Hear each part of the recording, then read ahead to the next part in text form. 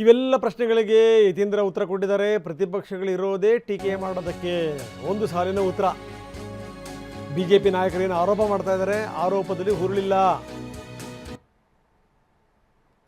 ಕೇಂದ್ರ ಬಿಜೆಪಿ ಮತದಾರರ ಹಕ್ಕನ್ನು ಕಸಿದುಕೊಳ್ತಾ ಇದೆ.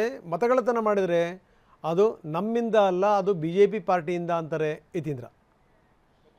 ಪ್ರತಿಪಕ್ಷಗಳು ಟೀಕೆ ಮಾಡೋಕೆ ಅವ್ರು ಇರೋದು. ಅವ್ರ ಟೀಕೆಯಲ್ಲಿ ಯಾವುದೂ ಹುರುಳಂತೂ ಇಲ್ಲ. ಇವತ್ತು SIR ತಂದು ಲಕ್ಷಾಂತರ ಜನ, ಕೋಟ್ಯಂತರ ವೋಟರ್ಸ್ ಕೈ ಬಿಡುವಂಗೆ ಮಾಡ್ತಿರೋದು. ವೋಟರ್ಸ್ ಹಕ್ಕದು ಮತದಾನ ಮಾಡುವಂಥದ್ದು, ಆ ಹಕ್ಕನ್ನು ಕಸಿದುಕೊಳ್ತಿರೋದು ಬಿಜೆಪಿ ಸರ್ಕಾರ.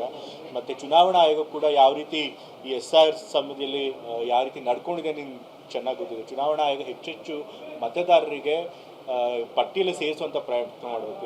ಯಾವುದೇ ಒಬ್ಬ ಅರ್ಹ ಮತದಾರ ಕೂಡ ಮತದಾನ ಹಕ್ಕುಗಳನ್ನು ಕಳ್ಕೊಳ್ದಿರೋಂಗೆ ನೋಡ್ಕೊಳ್ಬೇಕಾಗಿತ್ತು ಆಯೋಗ. ಆದರೆ ಇವತ್ತು ನೀವು ಬೇರೆ ರಾಜ್ಯಗಳೆಲ್ಲ ನೋಡಿದ್ದೀರಿ ಹೇಗೆ ಎಷ್ಟೊಂದು ಜನ ಮತದಾರರಿಗೆ ಮತದಾನ ಹಕ್ಕುಗಳನ್ನು ಕಸಿದುಕೊಳ್ಳಾಗಿದೆ. ಅವರಿಗೆ ಅಪೀಲ್ ಕೂಡ ಹೋಗೋದಕ್ಕೆ ಟೈಮ್ ಇರಲ್ಲ, ಚುನಾವಣೆ ಹತ್ತಿರದಲ್ಲಿದ್ದ ಬೇರೆ ಬೇರೆ ರಾಜ್ಯಗಳಲ್ಲಿ. ಸೊ ಹಾಗಾಗಿ ಇವತ್ತೇನಾದರೂ ಚುನಾವಣೆಯನ್ನು ಕಸಿದುಕೊಂಡು ಮತಗಳತನ ಏನಾದರೂ ಮಾಡ್ತಿದ್ರೆ ಅದು ಬಿಜೆಪಿ ಪಕ್ಷ. ಪ್ರತಿಪಕ್ಷಗಳು ಟೀಕೆ ಮಾಡೋಕ್ಕೆ ಅವ್ರು ಇರೋದು. ಅವ್ರ ಟೀಕೆಯಲ್ಲಿ ಯಾವುದೂ ಹುರುಳಂತೂ ಇಲ್ಲ. ಇವತ್ತು SIR ತಂದು ಲಕ್ಷಾಂತರ ಜನ, ಕೋಟ್ಯಂತರ ವೋಟರ್ಸ್ ಕೈ ಬಿಡುವಂಗೆ ಮಾಡ್ತಿರೋದು. ವೋಟರ್ಸ್ ಹಕ್ಕದು ಮತದಾನ ಮಾಡುವಂಥದ್ದು, ಆ ಹಕ್ಕನ್ನು ಕಸಿದುಕೊಳ್ತಿರೋದು ಬಿಜೆಪಿ ಸರ್ಕಾರ. ಮತ್ತು ಚುನಾವಣಾ ಬನ್ನಿ, ನಮ್ಮ ಪ್ರತಿನಿಧಿ ಪ್ರಸನ್ನ ಈಗ ನಮ್ಮೊಂದಿಗೆ ನೇರ ಸಂಪರ್ಕದಲ್ಲಿದ್ದಾರೆ. ಪ್ರಸನ್ನ, ಏನು ನಡೀತಾ ಇದೆ ರಾಜ್ಯದಲ್ಲಿ? ಯಾಕಂದರೆ ಒಂದು ಕಡೆಗೆ ಪ್ರಕ್ರಿಯೆಗಳು ಸಾಗ್ತಾ ಇರುವಂಥದ್ದು ಒಂದು ಕಡೆ ನೋಡ್ತಾ ಇದ್ದೀವಿ, ಇನ್ನೊಂದು ಕಡೆಗೆ ಏನು ಅಂತಂದರೆ ಈ ಒಂದು ಕಡೆಗೆ ಹಿಂಡು ದಂಡು ಎಲ್ಲವನ್ನೂ ಕೂಡ ಸೇರಿಸ್ಕೊಂಡು ಗುಡ್ಡೆ ಹಾಕಿ ಅಲ್ಲಿ ವಿವರಗಳನ್ನು ಪಡಿತಿರೋದನ್ನು ಕೂಡ ನೋಡ್ತಾ ಇದ್ದೀವಿ. ಇವರು ಮಸೀದಿಗಳನ್ನು ಬಿಡ್ತಿಲ್ಲ, ಇವರು ಮನೆಗಳನ್ನು ಬಿಡ್ತಿಲ್ಲ.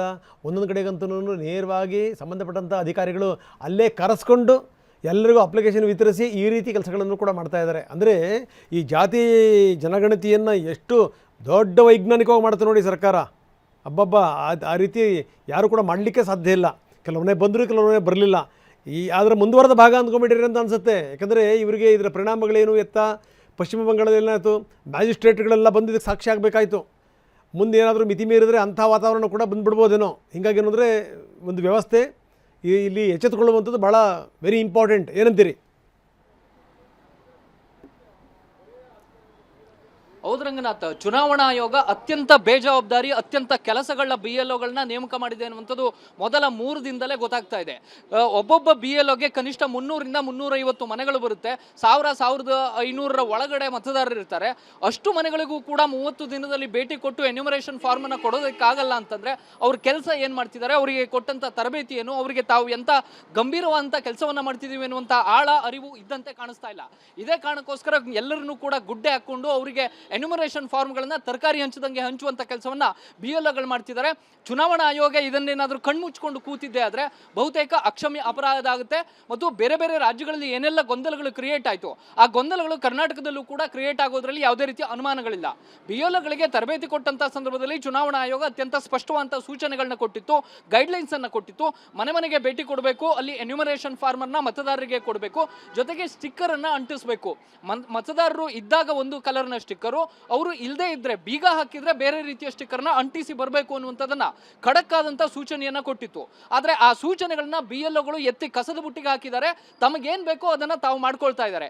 ಇದೇ ಕಾರಣಕ್ಕೋಸ್ಕರ ಕಲ್ಯಾಣ ಮಂಟಪದಲ್ಲಿ ನಡೀತಾ ಇದ್ದಾವೆ, ಮಸೀದಿಗಳಲ್ಲಿ ನಡೀತಾ ಇದ್ದಾವೆ, ಮಂದಿರಗಳಲ್ಲಿ ನಡೀತಾ ಇದ್ದಾವೆ. ಹೇಗೆ ಬೇಕೋ ಹಾಗೆ ಈ ರೀತಿಯ ಸರ್ವೆ ಮಾಡುವಂತಹ ರೀತಿಯಲ್ಲಿ ಈ ರೀತಿಯ ಎನ್ಯುಮರೇಷನ್ ಫಾರ್ಮ್ ಹಂಚುವಂಥ ಕೆಲಸವನ್ನ BLOಗಳು ಮಾಡ್ತಿದ್ದಾರೆ. ಇದೀಗ ಚುನಾವಣಾ ಆಯೋಗದ ಮುಂದೆಯೂ ಕೂಡ ನೂರಾರು ದೂರುಗಳು ಸಲ್ಲಿಕೆಯಾಗಿದ್ದಾವೆ. BLOಗಳು ಮಾಡ್ತಾ ಇರುವಂಥ ಇಂಥ ಒಂದು ಗನಂದಾರಿ ಕೆಲಸವನ್ನ ಚುನಾವಣಾ ಆಯೋಗದ ಗಮನಕ್ಕೆ ತರುವಂತಹ ಕೆಲಸವನ್ನ ಬೇರೆ ಬೇರೆ ಪಕ್ಷಗಳು ಮಾಡಿದ್ದಾವೆ.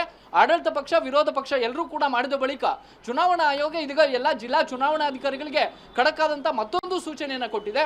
BLOಗಳು ಈ ರೀತಿ ಮಾಡೋ ಹಾಗಿಲ್ಲ. ಒಂದು ಸ್ಥಳದಲ್ಲಿ ಕೂತು ಎನ್ಯುಮರೇಷನ್ ಫಾರ್ಮ್ ಅನ್ನ ಹಂಚುವಂತ ಕೆಲಸವನ್ನ ಮಾಡಬಾರದು, ಅದರ ಬದಲಾಗಿ ಮನೆ ಮನೆಗಳಿಗೆ ಭೇಟಿ ಕೊಡುವಂತ ಕೆಲಸವನ್ನ ಮಾಡಬೇಕು ಅಂತ ಹೇಳಿ ಖಡಕ್ ಆದಂತ ನಿರ್ದೇಶನವನ್ನ ಜಿಲ್ಲಾ ಚುನಾವಣಾಧಿಕಾರಿ.